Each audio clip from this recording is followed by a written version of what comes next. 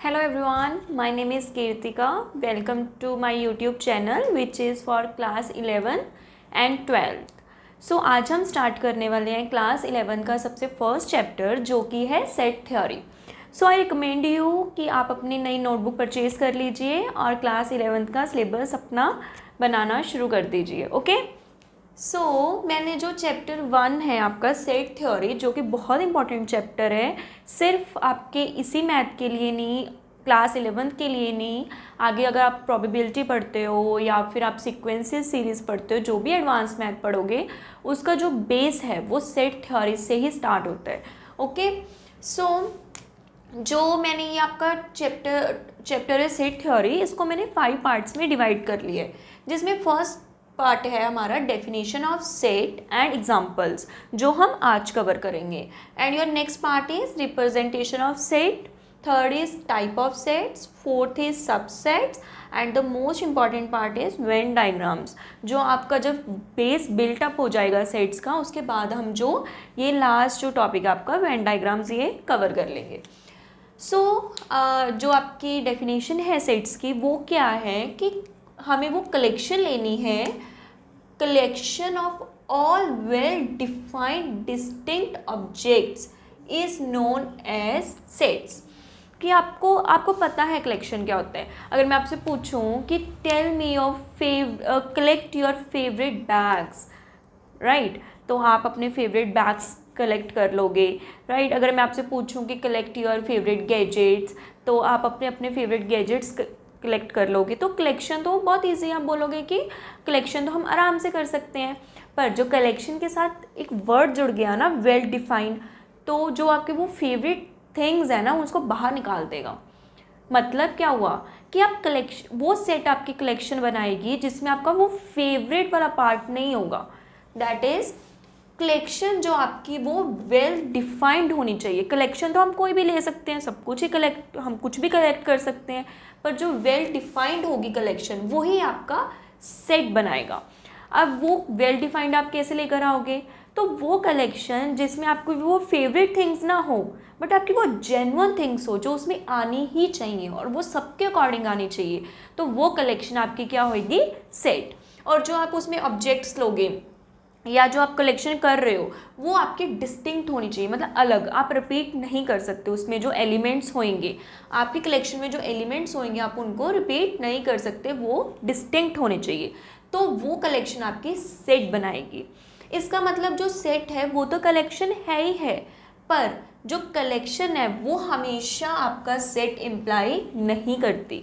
क्यों नहीं करती? क्यों? वो फेवरेट वर्ड की वजह से नहीं कर रही है आपका, क्योंकि वो फेवरेट थिंग है जो वो सबके अलग चॉइसेस हैं, सब अपने कलेक्शन में अलग अलग चीज़ें कलेक्ट करते हैं, इस वजह से वो आपका कलेक्शन तो होता है बट वो सेट नहीं होता. Hope I am clear to you. अब हम इसकी जो सिंपल्स एग्जांपल्स हैं वो आपको मैं बता देती हूँ, जिससे आपको डिस्टिंग्विश ईजी हो जाएगा. क्योंकि कौन सी कलेक्शन सेट है वो तो ईजी है, कौन सेट नहीं है वो इम्पॉर्टेंट है जानना. जैसे मैंने आपको बोल दिया कि 2 स्टूडेंट्स ले लो इमेजिनेशन से, आप खुद को लो, अपनी फ्रेंड को लो, और आप कलेक्ट करो अपने क्लास में जो इंटेलिजेंट स्टूडेंट्स हैं.